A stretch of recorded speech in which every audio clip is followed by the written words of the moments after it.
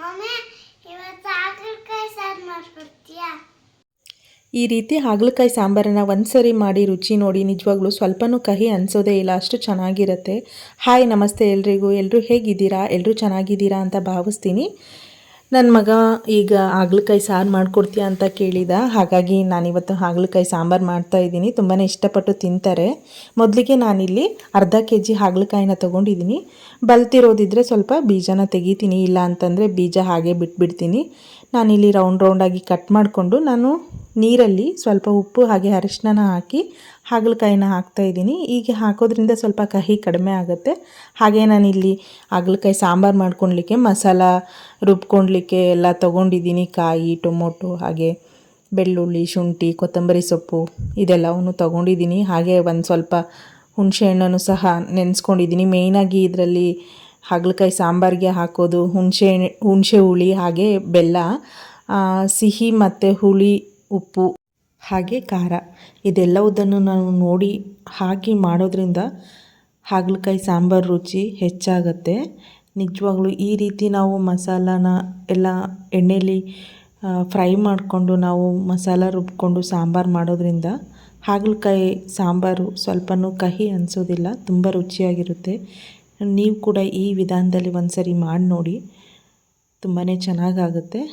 ಈಗ ಅದೆಲ್ಲವುದನ್ನು ನಾನು ಎಣ್ಣೆ ಹಾಕಿ ಫ್ರೈ ಮಾಡಿಕೊಂಡು ಪಕ್ಕಕ್ಕೆ ಎತ್ತಿಟ್ಟಿದ್ದೀನಿ. ಸ್ವಲ್ಪ ತಣ್ಣಗಾಗ್ಲಿಕ್ಕೆ ಬಿಟ್ಟಿದ್ದೀನಿ. ಹಾಗೆ ನಾನಿಲ್ಲಿ ಹಾಗಲಕಾಯಿ ಹೆಚ್ಚಿ ಅರಿಶಿನ, ಉಪ್ಪು ನೀರಲ್ಲಿ ಹಾಕಿಟ್ಟಿದ್ನಲ್ಲ, ಅದೆಲ್ಲದನ್ನು ಹಿಂಡಿಬಿಟ್ಟು ನಾನು ಹಾಗಲಕಾಯನ್ನು ಸಹ ಸ್ವಲ್ಪ ಫ್ರೈ ಮಾಡ್ಕೊಳ್ತೀನಿ.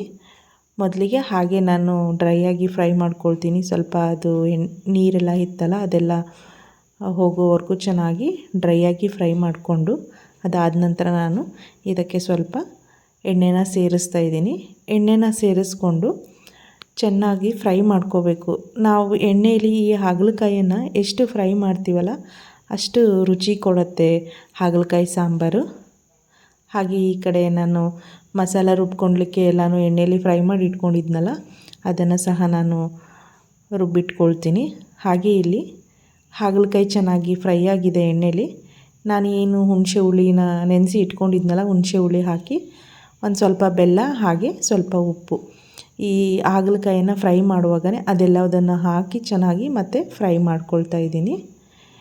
ಹಾಗೆ ಅದನ್ನು ಸೈಡಿಗೆ ಇಟ್ಬಿಟ್ಟು ಈ ಕಡೆ ನಾನು ಸಾಂಬಾರು ಮಾಡಲಿಕ್ಕೆ ನಾನಿಲ್ಲಿ ಶೇಂಗಾ ಎಣ್ಣೆನ ಬಳಸ್ತಾ ಇದ್ದೀನಿ. ಶೇಂಗಾ ಎಣ್ಣೆನ ಹಾಕಿ ಸ್ವಲ್ಪ ಜೀರಿಗೆ ಹಾಗೆ ನೆನೆಸ್ಕೊಂಡಿದ್ದೆ ಒಂದು 15 ನಿಮಿಷ, ಅದನ್ನು ಸಹ ಒಗ್ಗರಣೆಗೆ ಹಾಕಿ ಒಂದು ಸರಿ ಚೆನ್ನಾಗಿ ಮಿಕ್ಸ್ ಮಾಡ್ಕೊಳ್ತಾ ಇದ್ದೀನಿ. ಚೆನ್ನಾಗಿ ಮಿಕ್ಸ್ ಮಾಡ್ಕೊಂಡಿದ್ದ ನಂತರ ನಾನಿಲ್ಲಿ ಈರುಳ್ಳಿ ಹಾಗೆ ಟೊಮೊಟೊನ ಹಾಕ್ತಾಯಿದ್ದೀನಿ. ನಾನಿಲ್ಲಿ ಕರಿಬೇವನ್ನು ಮಿಸ್ ಮಾಡಿದ್ದೀನಿ. ನಿಮ್ಮ ಹತ್ರ ಕರಿಬೇವಿದ್ದರೆ ಕರಿಬೇವನ್ನು ಸೇರಿಸ್ಕೊಂಡ್ರೆ ಚೆನ್ನಾಗಿರುತ್ತೆ.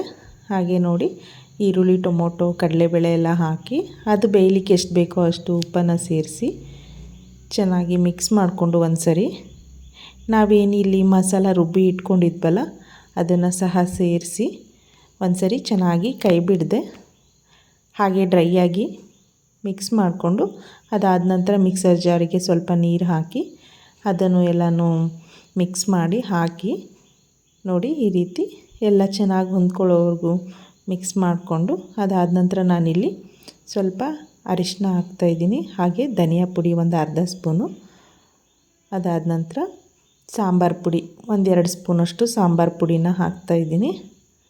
ಹಾಗೆ ಖಾರಕ್ಕೆ ನೋಡಿಕೊಂಡು ಖಾರದ ಪುಡಿನ 1-2 ಚಮಚ ಖಾರದ ಪುಡಿನ ಸೇರಿಸ್ತಾ ಇದ್ದೀನಿ. ನಾನಿಲ್ಲಿ ಅರ್ಧ kg ಹಾಗಲಕಾಯಿ ಹಾಕಿ ಸಾಂಬಾರು ಮಾಡ್ತಾಯಿರೋದು. ನೀವು ಕ್ವಾಂಟಿಟಿನ ನೋಡಿಕೊಂಡು ಉಪ್ಪು ಖಾರ ಎಲ್ಲನೂ ಸೇರಿಸ್ಕೊಂಡ್ರೆ ಚೆನ್ನಾಗಾಗುತ್ತೆ.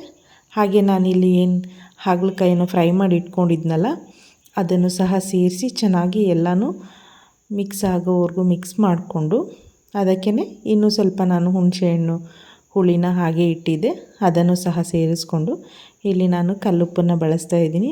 ಮತ್ತು ಸ್ವಲ್ಪ ಉಪ್ಪು ಹಾಗೆ ಇನ್ನೂ ಒಂದು ಸ್ವಲ್ಪ ಬೆಲ್ಲನ ಸೇರಿಸಿ ಒಂದು ಸರಿ ಚೆನ್ನಾಗಿ ಮಿಕ್ಸ್ ಮಾಡಿಕೊಂಡು, ಅದಾದ ನಂತರ ನಮಗೆ ಸಾಂಬಾರು ಕ್ವಾಂಟಿಟಿ ಎಷ್ಟು ಬೇಕೋ, ಯಾವ ಥರ ತೆಳುವಾಗಿ ಅಥವಾ ಗಟ್ಟಿ ನೋಡ್ಕೊಂಡ್ಬಿಟ್ಟು ಕನ್ಸಿಸ್ಟೆನ್ಸಿನ ಅಡ್ಜಸ್ಟ್ ಮಾಡಿಕೊಂಡು ನಾವು ಮಿಕ್ಸ್ ಮಾಡಿ ಈ ಟೈಮಲ್ಲಿ ನಾವು ರುಚಿನ ನೋಡ್ಕೋಬೇಕು. ಉಪ್ಪು, ಹುಳಿ, ಖಾರ ಎಲ್ಲನೂ ಸರಿಯಾಗಿ ಆಗಿದೆಯಾ ನೋಡಿಕೊಂಡು ಮತ್ತೆ ಏನಾದರೂ ಬೇಕಿದ್ದರೆ ನಾವು ಸೇರಿಸ್ಕೋಬೋದು. ನೋಡಿ ಸಾಂಬಾರು ಕನ್ಸಿಸ್ಟೆನ್ಸಿ ನಾನು ಈ ರೀತಿ ಮಾಡ್ಕೊಂಡಿದ್ದೀನಿ. ನಾನು ಈ ಟೈಮಲ್ಲಿ ಮತ್ತೊಂದು ಸರಿ ನಾನು ರುಚಿನ ನೋಡಿ ಉಪ್ಪು ಏನಾದರೂ ಬೇಕಾ ಅಂತ ನೋಡಿಕೊಂಡು ನೋಡಿ ನಾನಿಲ್ಲಿ ಮತ್ತೆ ಉಪ್ಪನ್ನು ಸೇರಿಸ್ಕೊಳ್ತಾ ಇದ್ದೀನಿ. ಈಗ ಎಲ್ಲ ಚೆನ್ನಾಗಿ ಹದವಾಗಿ ಮಿಕ್ಸ್ ಆಗಿದೆ. ನಾನು ಕುಕ್ಕರ್ ಮುಚ್ಚಳನ ಮುಚ್ಚಿಬಿಟ್ಟು ಒಂದು 2 ವಿಷಲ್ ನಾನು ತಗೊಳ್ತೀನಿ. ನೋಡಿ ಸಾಂಬಾರು ರೆಡಿಯಾಗಿದೆ. ನಿಜವಾಗ್ಲೂ ತುಂಬಾ ಚೆನ್ನಾಗಾಗಿದೆ, ನೋಡೋದಕ್ಕೂ ಚೆನ್ನಾಗಾಗಿದೆ, ಹಾಗೆ ಟೇಸ್ಟ್ ಕೂಡ ಅಷ್ಟೇ ಚೆನ್ನಾಗಾಗಿದೆ. ನೀವು ಕೂಡ ಈ ವಿಧಾನದಲ್ಲಿ ಒಂದು ಸರಿ ಹಾಗಲಕಾಯಿ ಸಾಂಬಾರನ್ನು ಮಾಡಿ ಬಿಸಿ ಬಿಸಿ ಅನ್ನಕ್ಕೆ ಹಾಗೆ ಮುದ್ದೆಗೆ ತುಂಬಾ ಚೆನ್ನಾಗಿರತ್ತೆ. ಈ ವಿಧಾನ ನಿಮಗೆ ಇಷ್ಟ ಆದರೆ ನಿಮ್ಮ ಫ್ಯಾಮಿಲಿ ಹಾಗೆ ಫ್ರೆಂಡ್ಸ್ಗೆ ಶೇರ್ ಮಾಡಿ, ಒಂದು ಲೈಕ್ ಮಾಡಿ, ಸಬ್ಸ್ಕ್ರೈಬ್ ಮಾಡಿ. ಎಲ್ರಿಗೂ ಧನ್ಯವಾದಗಳು.